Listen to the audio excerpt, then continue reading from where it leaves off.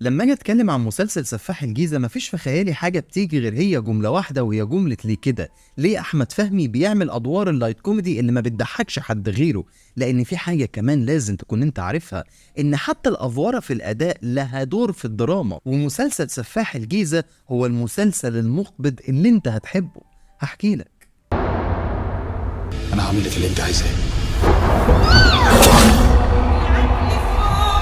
قصة مسلسل سفاح الجيزة هي قصة مستوحاة من أحداث حقيقية حصلت فعلا، ولو أنت حابب تعرف أكتر عن القصة تقدر تقرأ القصة الحقيقية بعد ما تتفرج على المسلسل. وإن القصة زي دي تتعمل مسلسل فده كان وارد جدا، ولكن المهم في الموضوع هو التفاصيل اللي جوه القصة، وده اللي أنا هتكلم عليه بدون أي حرق الأحداث المسلسل. جاي يعيب في ابننا اللي الحتة كلها بتحلف بيه. اهتمام صناع العمل بأدق التفاصيل في أداء كل جريمة بتحصل في المسلسل بجد شيء باهرني، ما بينسوش تفصيلة واحدة لدرجة إني كنت بتلكك للمسلسل وما بلاقيش غلطة تقريبا. واللي بجد فرحني إن كل حاجة اتعملت صح لدرجة إن المسلسل قبضني بجد، خلاني قاعد مخنوق وأنا بتفرج عليه، وده نجاح على فكرة مش فشل. كون ان تنفيذ قصة زي دي في مسلسل يخليك حاسس وكأنك جوه الأحداث نفسها، وكأنك عايش جوه عالم المسلسل، إحساس بالضيقة والخنقة وكأن قلبك على طول مقبوض، ده بجد إبداع مش حاجة وحشة. ولكن العبقرية دي كان أكيد ليها أسباب، وكان من أهمها هي كادرات التصوير والإضاءة والموسيقى التصويرية. كادرات التصوير كانت شغالة على أكتر من عامل. العامل الأول وأهمهم من وجهة نظري هو إنهم دايما بيركزوا على إنهم يظهروا إحساس الأبطال اللي جوه المشهد نفسه، واللي كان دايما بيساعد الكادرات في إظهار العامل ده بالذات هو الإضاءة. الإضاءة دايما حطاك جوه عامل نفسي مخليك دايما عايش جوه المسلسل. انا هروح مشوار سريع وارجع على طول، مش هتأخر عليكي. ما بين احساس البطل السفاح وما بين احساسك وانت بتتفرج عليه، وفي اللحظه دي بتدخل الموسيقى التصويريه اللي بتربط كل حاجه ببعض عشان ما تخرجكش انت من مود المسلسل كله. يا حبيبتي، مبدئيا كده اول حلقتين من اخراج وتصوير واضاءه وموسيقى تصويريه 10 من 10، خصوصا كمان ان في كادرات المفروض ان احنا متعودين عليها اتعملت بشكل جديد واتحولت لمنظر مرعب، وكأنك بتتفرج كمان على مسلسل رعب مش بس مسلسل جريمة.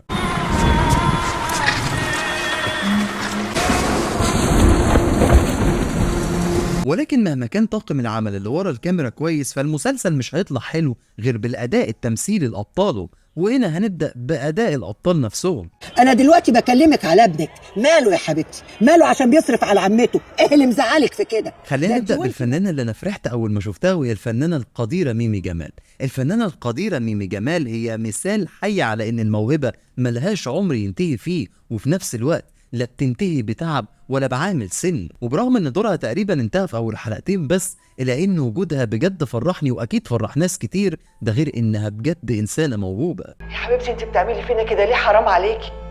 مش حرام عليه اللي عمله فيا وانتي وقفتي تتفرجي؟ اما الفنانة راكين سعد فهي بالنسبة لي تعتبر مفاجأة المسلسل اكتر من اي حد تاني، لانها قدمت الدور ببراعة لدرجة اني بجد صدقتها. وخليني اقول لكم انها لحد الحلقة التانية دلوقتي هي افضل حد وقف قدام بطل المسلسل باداء يمكن يكون موازيه ان لم يكن اعلى منه شوية كمان. حضرتك زينة قالت لأهلها إن هي هتسافر دبي مع أهلها عشان تصور، وهم رفضوا. عشان اما كده باسم سمرة فباسم سمرة مفيش اي خلاف عليه لانه فعلا موهبة جبارة. ولكن خليني اقول لك ان باسم سمرة لحد الحلقة التانية ما خلصت ما ظهر لناش اصلا، يعني تقريبا باسم سمرة لسه ما جاش المسلسل. خصوصا كمان ان كان في مشهد كنت فاكره ان ماستر سين بدائي كده، لما احمد فهمي اتقابل مع باسم سمرة في الاسم، افتكرت ان ده مشهد هيكون مهم، ولكن المشهد عدى ولا كأن حاجة حصلت، ولا حتى اداء تمثيلي منه في المشهد ده حسسني بوجود فنان بحجم باسم سمرة. ولكن في الحقيقة احنا لسه في الحلقة التانية، وانا متأكد ان باسم سمرة هيكون من اهم الناس اللي شاركوا في المسلسل ده، وهيكون من اهم العوامل لنجاحه كمان. طب شكرا جدا يا أستاذ محي، احنا آسفين إن احنا أخدنا من وقتك يعني. تحت امرك يا فندم. ولكن مفيش غير شخص واحد الى الان في المسلسل هو الكل في الكل من حيث الاداء، طبعا الفنانة حنان يوسف والفنان الكبير صلاح عبد الله على راسي من فوق. ولكن خلينا نتكلم شوية عن احمد فهمي اللي هيجنني.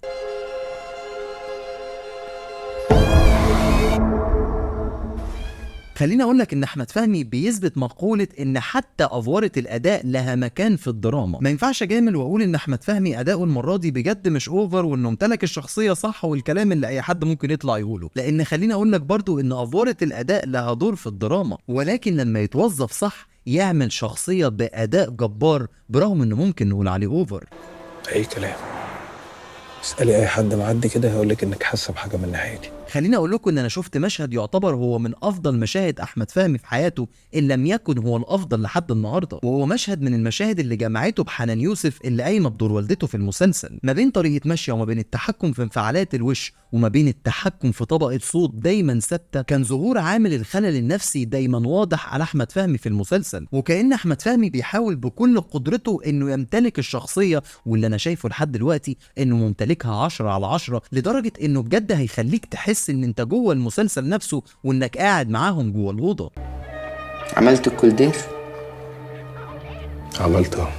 لأول مرة أشوف أحمد فهمي بيمثل بكيانه، بمعنى إنه مش بيرص كلام زي كل الأعمال الكوميدي اللي عملها، المرة دي بيمثل بعينيه وبوشه وبمشاعره كمان جوه مشهد ما يتعداش الدقيقتين. فبالتالي اللي احنا نفهمه دلوقتي ان احمد فهمي عمره ما كان كوميديان، دي حاجة انا فاهمها من زمان وعمره ما ضحكني، ولكن دلوقتي المفروض ان هو يعرف ان ده مكانه في الدراما. مسلسل سفاح الجيزة هو مسلسل الخلل النفسي، مسلسل الاجرام والاحساس المحبط اللي محاوطك من كل اتجاه، وكأنهم دخلوك انت شخصيا عالم المسلسل، وده من ابداع صناع العمل. واول حلقتين بالنسبة لي يعتبروا ممتازين جدا وتقييمهم بالنسبة لي ممكن يكون 9/10 كمان، وانا متأكد ان المسلسل هيزداد براعة، خصوصا ان باسم سمرة لسه موهبته ما ظهرتش قوي. المهم انت قول لي رايك في اول حلقتين من المسلسل لو شفتهم، ولو ما شفتهمش لازم تتفرج عليهم.